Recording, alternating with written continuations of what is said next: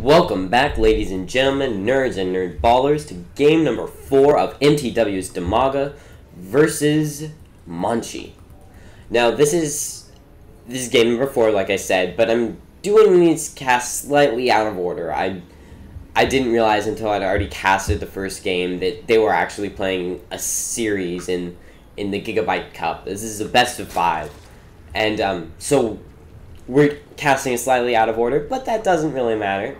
This is game number 4, so if you haven't seen games 1 through 3, I highly recommend you go and check those out, because I'm about to spoil the results, so you have now had your warning. At this point in time, Dimaga is up 2-1 over Monchi, our Protoss player, who, for the first time, it looks like he's going to be starting with a gateway first instead of a forge. This is interesting, because both of them... Oh, actually, I think he's going to 2-gate. No, never mind. I guess he's just going to lay down... This is interesting.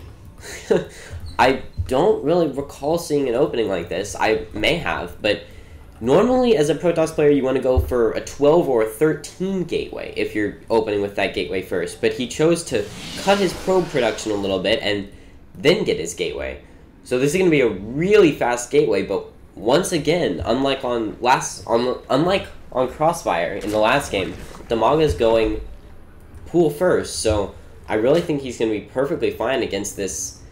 I guess it's going to be Zealot aggression. That's the only reason I can think of that Monchi would get his early gateway, and he has no gas geysers, so it's most definitely going to be some Zealot aggression. Yeah, he's chrono boosting it out, and he's just going to take an expansion along with his aggression, and he's probably going to wall off right here with a forge and a couple cannons behind his aggression.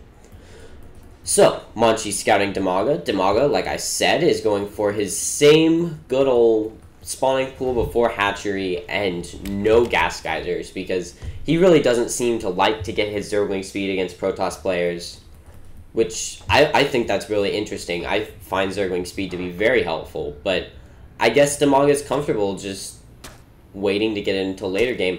And once again, he's sending his Zerglings out to go and attack Monchi, because I guess he's expecting a forge expansion at this point in time.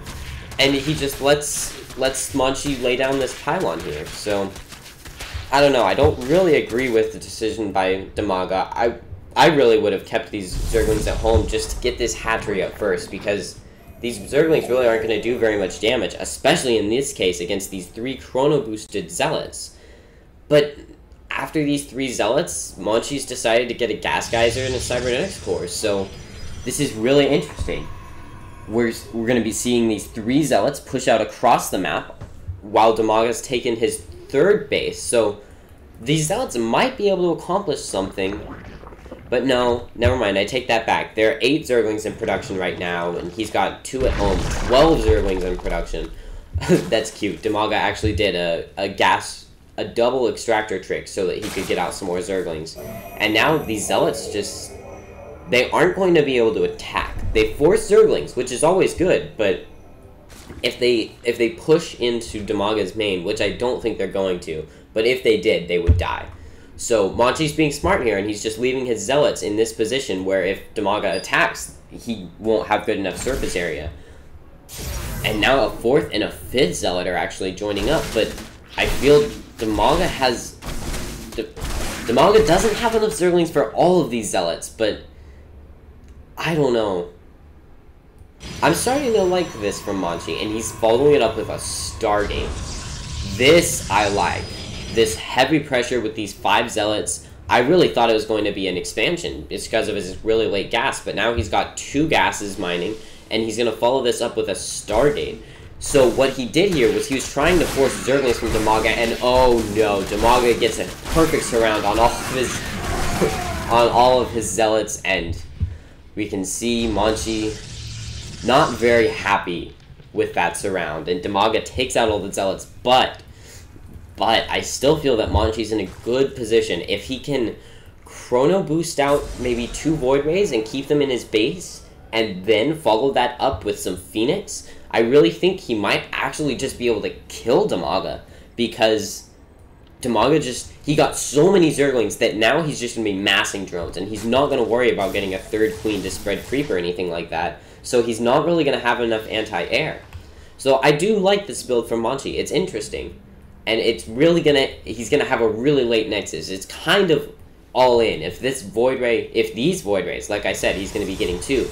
If these Void Rays can't do a lot of damage to Dimaga, Monchi's really just going to lose the game against this 3 base economy. Well, kind of. He has 3 hatcheries. Soon he'll have a 3 base economy, and that's just gonna overrun Monchi if he can't do a lot of damage with these Void Rays.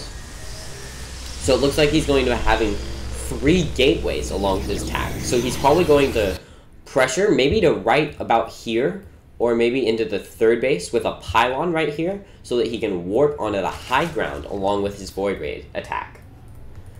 And we're actually seeing Monchi get 3 Void Rays, which to me definitely says that he's going all in. He's not even going to try to expand behind it. And here I hope he's not going to try to expand. I think he's just faking this. I'm almost certain he's faking this for Dimaga. So Dimaga's going to see that actually he's making a Nexus. So it wasn't a fake. But he has a Stargate and 3 gateways, and now he's transferring probes to a Nexus. This isn't done yet. That actually does make sense, because he's oversaturated in his main. So those probes aren't going to do anything if they're just mining in here. So if they long distance mine, they'll actually accomplish something. But now we see these Void Rays are coming into Dimaga's base, and this is the first look he's gotten at them, and he doesn't really have any reaction. He's getting these Spore Crawlers, so that's all he needs. He's going to hold this just fine from Dimaga, but he's probably going to lose this hatchery, which is painful. Oh, there comes a Spore Crawler scurrying across the map, trying to burrow in time. And another Queen pops out, but there are 3 Void Rays, and there's a Phoenix now. So it really looks to me like Monchi's going to be able to defeat this small little brigade Dimaga has defending his hatchery. And Monchi should be able to destroy Dimaga's hatchery, and yeah, it's definitely going to go down. Dimaga should really cancel that queen, and he's got more Spore Crawlers running across to try to save the day, but they're just too late. So that was good for Monchi. He got his Void Rays, he did his damage, and now he's expanding, and it's 2 base versus 2 base. So he's not in a horrible position. He's actually up in supply, which really surprises me. This is definitely a really interesting build that I've never seen before. He got those Chrono-boosted Zealots to force Zerglings, and then he came in with his much later Void Ray attack, but it wasn't really too late because he was forcing Dimaga to make all those drones after he forced Zerglings for so long. And now it almost looks like Monchi might even just win with his Void Rays. He's targeting down Spine Crawlers when there are Queens and Spore Crawlers there, so that gives me the feeling he's going to send his ground army up there and try to come in, but he really should have attacked the Queen and the Spore Crawler, and now there are Hydras out, and Monchi has to run. Dimaga has successfully thwarted these Void Rays in a sort, but he also lost his 3rd base and lost Queens and lost Spine Crawlers and Spore Crawlers, so I would say that went really well for Monchi. Dimaga's held it now, though, so we'll have to see what Monchi's plan is. Is he going to get a 3rd base up now, maybe? This is an old version of the map Terminus Re. I don't know if I mentioned that earlier. This is the map Terminus Re. This is an old version of it, so this expansion only has 6 mineral patches and 1 Vespene Geyser, and there are still rocks that go into it. And now Dimaga might be aggressive with a Hydralisk Zergling army. He's got a lot more roaches coming in too. So I think once these roaches hit, he's gonna have a pretty strong timing. Oh, but never mind, there's a Colossus out, so this actually won't go very well for Dimaga. He has a good idea here with his roaches and Zerglings battling the Zealots while the Hydras take out the Void Rays, but they're extremely good force fields. Along with that Colossus in the background, this Dimaga army is actually just going to evaporate. And I feel like Dimaga, he really overcommitted himself, especially once those force fields went down.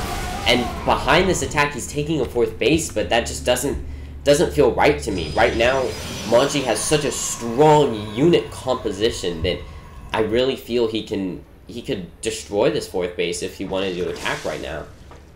And Dimaga has almost no creep spread, so he can't try to defend with Hydras. He doesn't have... He's getting a Spire, actually. So he will be able to deal with the Colossus before too long, but I feel the biggest part of ZVP right now in the current metagame is what units you have in the battles. Because both of the races have really strong unit compositions, and those unit compositions have really strong counters. This one that Monchi has right now it's simply superior to the unit composition Dimaga has of roaches. The Void Rays alone can deal with these roaches, and I think that Monchi might just walk right in here and win this game right now. There are 7 Corruptors making, so that could be very good for Dimaga. But I really wish that Monchi would just take his 3rd base behind this attack, because he has such a strong unit composition that he doesn't have to try to kill Dimaga. He could just try to kill this base. But he's attacking into a concave of roaches. He doesn't have very good force fields. The force fields aren't really going to help him at all. The Corruptors are focusing down all the Void Rays, and no, the roaches are all going to die to the Colossus, but all the Colossus die to the Corruptors, and now there's just... Actually, no, there's still going to be 1 Colossus left in the end, it looks like. But there might be enough roaches to deal with the Stalkers. Dimaga's forcing Monchi back, but once Monchi gets this extra round of Warpins in, he's really going to destroy Dimaga's army, and now this does not look good for Dimaga. I really think he's going to lose this 4th base at least, but it would be a lot... Monchi's position would be a lot better if he would just take this 3rd base right here, but maybe he's tried to send a probe there, and this Zergling... No, the Zergling doesn't have any kills. I really wish Monchi would try to take a 3rd instead of kind of all-inning in a sort on this 4th base, because after this 4th base is gone, it's still going to be 3 bases to 2. But Dimaga just doesn't have the Corruptor number he needs, and it looks like these Stalkers that don't have Blink, but they do have +1 attack upgrades, are just going to take on these +1 upgraded roaches along with the Colossus in the background. The Colossus are such powerful siege units that if your opponent doesn't have a counter to them, they can't stop you, really. And now it looks like Monchi's actually just going to march in and beat Dimaga, even though he's still on this 2 base. But it's a really powerful timing for Monchi, and he just had such a strong unit composition against what Dimaga had that he was really able to win this game. And I think that's what people need to focus in on PvZ, is their unit composition. But anyway, that tied up our series 2-2, and now it's time to go into game number 5 between Monchi and Dimaga to see who will move on in the GIGABYTE Cup.